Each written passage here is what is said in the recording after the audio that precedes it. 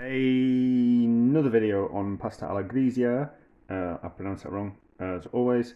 With vegetables. The last one was, it's not even pasta alla Gricia, it's because it doesn't go any bacon in it. This is the one that we're going to use olive oil instead of the lard from the bacon, and no bacon in it. The last one I made was a little bit of a disaster. Well, it wasn't a disaster. It just didn't go exactly how I wanted it, and I thought maybe the cheese was the problem. So we're going to use a different cheese this time. So 150 grams worth of pasta in boiling salted water. That's going to cook for 5 minutes. I'm going to quickly talk. I'm not going to carry on talking for 5 minutes. So it's a different type of cheese. This is the cheap cheese from the supermarket. We'll turn up the pasta. So this is cheap cheese from the supermarket. It's hard Italian hard cheese, made with Italian cow's milk, perfect for grating. I don't know what the definition of pecorino or other Italian hard cheeses are. I don't know what the classifications are for them to be, like Parmigiano or Reggiano. I don't know what the specifications are. I suspect that there needs to be a certain percentage of cow's milk or sheep's milk or goat's milk for them to be, and they're made in a certain area. I'm not entirely sure. I mean, it just says it's made from Italian cow's milk, so I don't know what an Italian cow is. Are they cows that actually live in Italy, or are they a certain breed of cows that are called Italian cows, and those cows don't actually have to live in Italy? They could be anywhere. I don't know, but I have a feeling that last time I made this, it was the cheese that was the problem. Well, it was either cheese or the olive oil. There's no olive oil in the pan yet. I'm pointing. I'll put some olive oil in the pan. So it was either a tablespoon. So it was either the cheese that made it not go right properly, or it was the olive oil. So I've made it before, and the cheese was the problem before. So we're going on that deduction that we're going to try and blame the cheese instead of me being rubbish, because I'm allowed to do blame other things from time to time. I normally take the blame myself, but anyway. So it was the cheese that was the problem that was before, and it was too old and it was too dry and it didn't melt properly.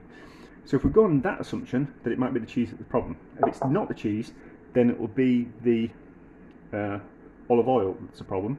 And then the next time we make it, we'll make it with butter, because butter is an animal fat, cheese is an animal fat, olive oil is a vegetable fat, but not vegetable oil. It comes from vegetables, vegetable derived from vegetables. So that might be the reason why it didn't all kind of mix in properly together. So those are my thoughts. We'll see how it goes. Yes, that's it. I don't need to say any more until the pasta's cooked, and then we'll come back, we'll form the sauce. I'm not going to go through how to make it again, because this is a self-indulgent video just for the purpose of working things out and seeing how we think about things, and work things out, and the thought process and all that kind of stuff, rather than a recipe. And if it works out, it's a great recipe, but if it doesn't work out, it's just it's not a failure, it's just another piece of the puzzle and the process of getting something right. And that's getting something like, we start here, we go here, and then we end up here, which is where it's right. This is the thought, this is where we go wrong, and we learn, and that's where we get right. So, but anyway, that's that. We'll be back when the pasta's cooked, and we form the sauce and all that kind of stuff. Right, so the pasta is ready, and we turn that off. No, we don't actually, we need the pan on, because we need the water hot. So, the pan at the front, we've got the olive oil in, there's about a tablespoon, so we need to add the pasta into there, like that. Turn the heat up.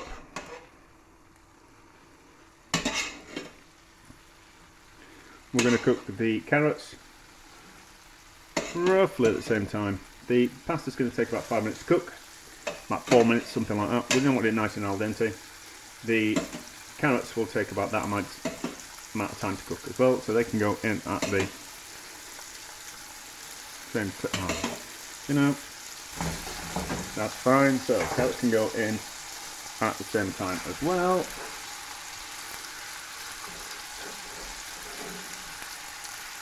And then we need some little water from the pasta. this is going to form the sauce. Oh yes, I might have put a little bit too much water in last time, so we'll cut down all the water as well, because we can always add. It's very difficult to take away. So the water from the pasta is going to carry on cooking the pasta. It's also going to cook the carrots. We're going to get some starch from the pasta water. We're going to get starch coming out of the pasta. This is going to form the sauce. We're going to, as the carrots are cooking, the carrots are going to leach out some liquid, which is going to be full of flavour of carrots, which is going to in turn put some flavour into the pasta. So everything's going to be good. So, and then just as the carrots and pasta are ready, we're going to throw in the courgettes, because they're not going to take long. All we really have to do with courgettes is just heat them through, and they'll be cooked. The carrots take a little bit longer. So, and we need to remember the courgettes are kind of a little bit watery, so we need to kind of think that maybe the courgettes might have been the reason. Like the sauce might have been a little bit too watery, but we'll see. We'll see. I think it's highly likely that the cheese is the problem. Well, the cheese was the problem. It was quite good. I think it might have been too good a quality cheese. I couldn't buy cheap cheese in the supermarket. It had to be. It was like a proper Parmigiana Reggiana. So that might have been the problem as well.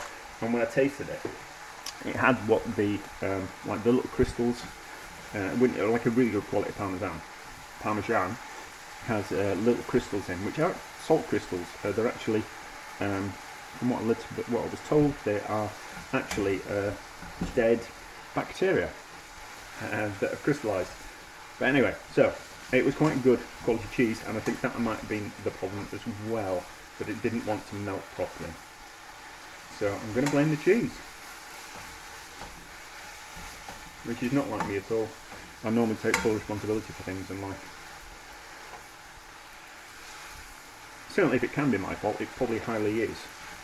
Running out of space on my phone. So, we haven't gone that far. I just had to delete some stuff. Hopefully, that's already on my computer. So, the carrots are getting to the stage where they are cooked. So hopefully, the pasta is looking like it's sometimes cooked as well. It's a little bit longer. And with a little bit more salt as well.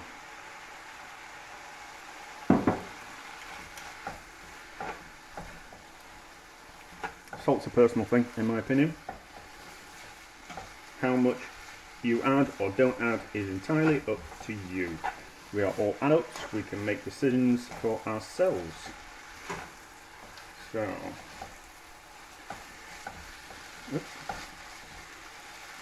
taste it again.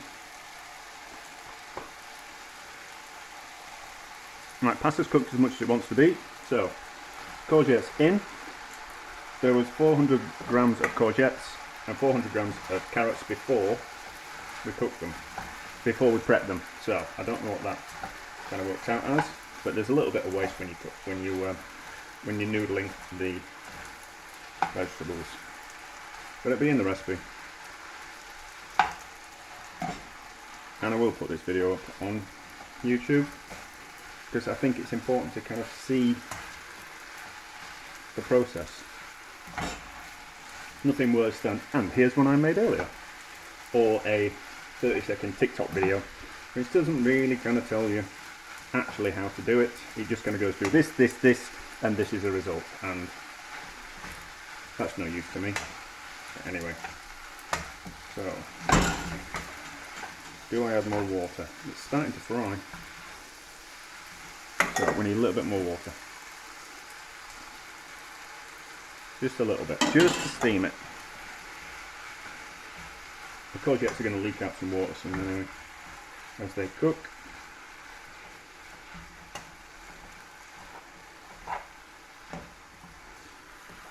So, what's that like at the bottom? Yeah, so the olive oil has mixed in with the liquid in the pan, and I think there's enough. So, just a couple, a little bit longer, and the courgettes will be ready. And then we're going to turn off the heat, and we're going to add the cheese, and we're going to see how we go. And if it goes wrong, we'll try it again with butter. but I think we'll get it done this time. Actually, and if it, I suppose at some point in the future I should make it with butter. What can we know? So that's fine. No more salt. So heat off. Is there enough liquid on the bottom? We'll see. We'll see. So 75 grams of cheap cheese, and then we'll give it a mixy, and we'll see how we go.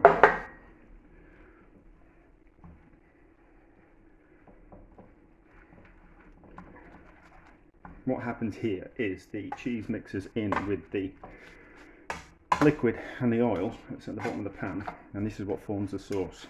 It's quite a chefy thing to do. Well, not if you're a Italian nonna. This is just normal.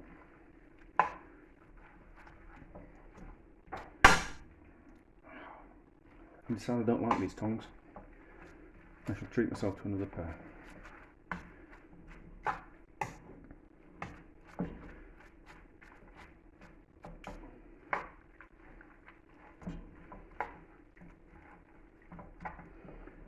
And the same thing has happened again. Okay, so the olive oil is the problem. The problem is the olive oil doesn't want to mix in with the animal fat and form the sauce. So to get around that, we should do this recipe again, and we'll make it with butter, and that will get around the problem, which won't make it very vegan friendly, but there's cheese in it anyway. It's going to be nice. Oh no, it's kind of melted, but there is, it's slightly split, so it hasn't just, so there is some kind of cheese globules in the sauce.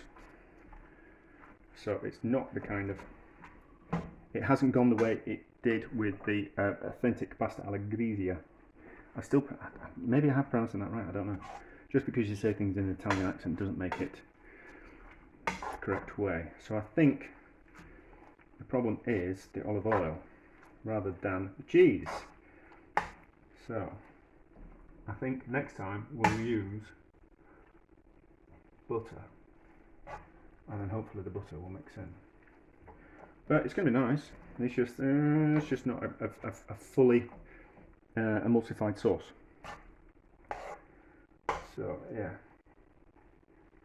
it's going to be nice, but it's just not going to be completely ideal. So, and it's coated the pasta, and because of the way the vegetables have added so much flavour to the pasta, it is quite a delicious dish. I just need to nail it. I can't fail. I can't fail. I have to get things, it's not that I have to get things right, I have to know why I go wrong. So the sauce is a little bit thin, but it's kind of worked. It just needs to be a little bit thicker. It just needs to be a little bit thicker, and it's just not coating the, might need more cheese actually. Maybe I need to review the recipe, but it worked when we did it the first time. But yes, so it's alright. It's alright. I'm just not 100% happy with it, and we will come back and we'll revise the situation. I'll tell you what we might do. We might just add some more cheese. We'll add some more cheese, and we'll see if that kind of solves the problem of the sauce. So, quickly.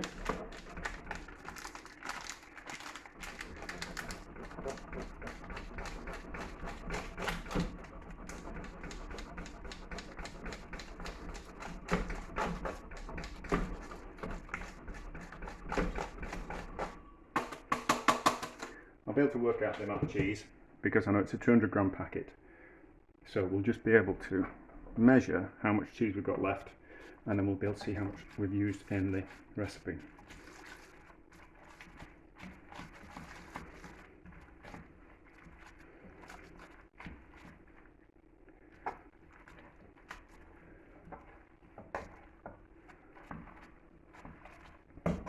It might be the vegetables that are causing the problem as well. The vegetables don't kind of want to mix or kind of coat. Yeah, no, I don't think the amount of cheese in the sauce was the problem. I think it's the olive oil. I think it's the olive oil that doesn't want to mix with the cheese to form the sauce. I think we need an animal fat, either in the form of lard or in the form of butter. So we'll make this again. and we'll use butter. But it'll be in a week or so, because I don't want to be eating this every night of the week. That'd be really boring. But anyway, we never fail. We adapt and change what we do, and then we'll eventually succeed. Eventually.